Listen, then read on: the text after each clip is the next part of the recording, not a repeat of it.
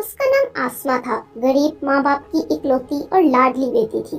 اگرچہ باپ کی آمدنی کچھ زیادہ نہیں تھی، لیکن پھر بھی وہ اپنی بیٹی کی خواہشات پوری کرنے کی ہر ممکن کوشش کرتا تھا۔ میٹرک پاس کر کے وہ گھر بیٹھ گئی اور اپنی امی کے ساتھ گھر کے کام کاج میں ہاتھ بٹانے لگی۔ ایک مرتبہ وہ اپنی امی کے ساتھ ایک شادی پر گئی تو وہاں اس نے ایک لڑکے کو دیکھا جو آسما میں خصوصی دلچسپی لے رہا تھا۔ وہ بھی جلدی ہی اس لڑکے کے پیار میں گرفتار ہو گئی۔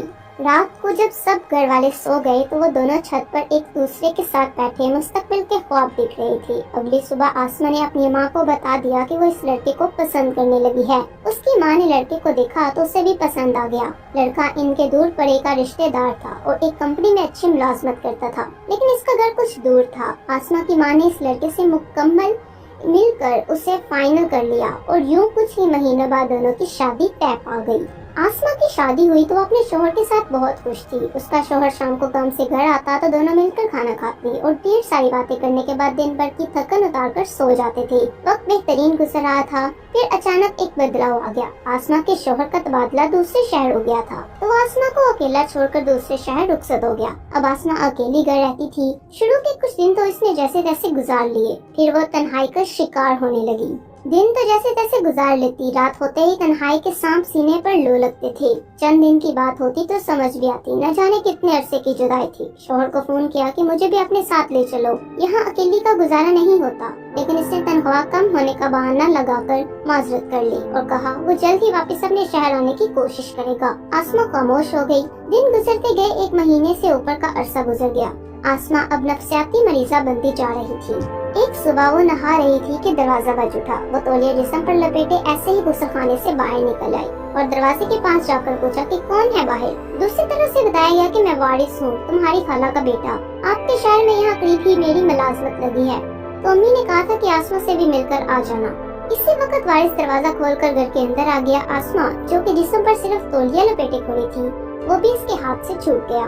وارث کی آنکھیں کھلی کی کھلی رہ گئی۔ آسما کو چند لمحے سمجھ ہی نہ آئی کہ کیا ہو گیا ہے۔ وہ تو سمجھ رہی تھی کہ دروازہ اندر سے بند ہے، لیکن وہ غلطی پر تھی، دروازہ کھلا رہ گیا تھا اور اس کے جواب دینے پر وارث نے ہلکا سا دھکا دیا اور دروازہ کھل گیا۔ یہ وہی لمحہ تھا جب تولیہ آسما کے ہاتھ سے چھوٹ کر گرا تھا۔ چھپانے کو کچھ رہا ہی نہیں تھا۔ وارث نے منہ دوسری طرف پھیر لیا تو آسما کو ہوش آیا۔ تولیہ زمین سے اٹھا کر وہ کمرے میں بھاگ گئی۔ وارث بڑے بڑے قدم اٹھاتا ہوا سامنے پڑی کرسی پر جا بیٹھا تھا۔ آسما نے کمرے میں جا کر کپڑے تو پہن لیے تھے، لیکن اس کو وارث کے سامنے جاتے ہوئے شرم آ رہی تھی۔ کافی پل پڑی وہ سوچتی رہی کہ وارث کے پاس جائے کہ نہ جائے، لیکن گھر آئے مہمان کو یہ نظر انداز کرنا بھی مناسب نہیں تھا۔ لہٰذا اس نے پھر سے ٹھنڈی کوٹ نکالی اور بوتل کو منہ لگا کر ہی گٹاگٹ پینے لگی۔ چند گھٹ اندر گئے تو اس کے دل کی دھڑکن کچھ معلوم پڑ آئی۔ ایک گلاس بوتل کا بڑا اور وارث کے پاس آ گئی۔ وارث بوتل کی گھونٹ گھونٹ پی رہا تھا اور ساتھ ادھر ادھر کی باتیں بھی کرتا جا رہا تھا، جو کہ آسما نظریں جھکائے سامنے بیٹھی تھی۔ آپ کے شوہر کتنے دن بعد بات کر رہے ہیں؟ وارث کے پوچھنے پر آسما نے بتایا کہ وہ پہلی بار گھر سے دور گئے ہیں، مہینے سے کچھ دن اوپر ہو گئے ہیں، شاید کچھ دنوں میں چکر لگا لیں۔ وارث نے کہا کہ میری اس شہر میں نئی جاب لگی ہے، ابھی میری رہائش کا انتظام بھی نہیں ہوا، اگر کوئی مناسب سمجھے تو میں کچھ دن یہاں رہ لوں۔ آسما کے پاس انکار کی گنجائش نہیں تھی، گھر میں کمرے نہیں تھے اور بستر بھی، لیکن وہ تھوڑا ہچکچا گئی، کہیں نہ کہیں اس کے شوہر سے پوچھ کر بتاؤں گی، اگر وہ مان گئی تو مجھے کوئی اعتراض نہیں، ایسے بھی آپ میری خالہ کے بیٹے ہو، میں آپ کی کیسے نکال کر سکتی ہوں، ابھی خالہ ناراض ہو جائیں گی۔ وارث کہنے لگا کہ میں بھی جا رہا ہوں، میرا فون نمبر لے لو، اگر آپ کے شوہر نے اجازت دے دی تو مجھے کال کر کے بتا دیں، ورنہ میں اپنا انتظام کسی اور جگہ کر لوں گا۔ وارث کے جانے کے بعد آسما نے اپنے شوہر سے فون پر بات کی اور ساری سوچ بتائی۔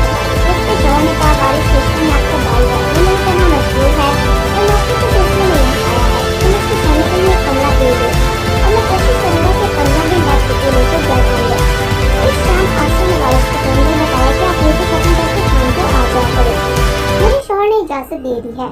رات کو وارث آیا تو وہ پیزا پارسل لے کر آیا تھا۔ دونوں نے مل کر کھایا اور پھر آسما نے چائے بنائی۔ اس دوران وہ اپنی پرانی باتیں یاد کرتے رہے، جب وہ بچپن اور لڑکپن میں گرمیوں کی چھٹیوں کے دوران ایک دوسرے کے ہاں جایا کرتے تھے اور خوب ہلا گلا کرتے تھے۔ آسما کو بہت دنوں بعد مزہ آیا اور اس کا موڈ خوشگوار ہو گیا۔ اگلی صبح وارث واپس کام پر چلا گیا اور آسما گھر کے کاموں میں مگن ہو گئی۔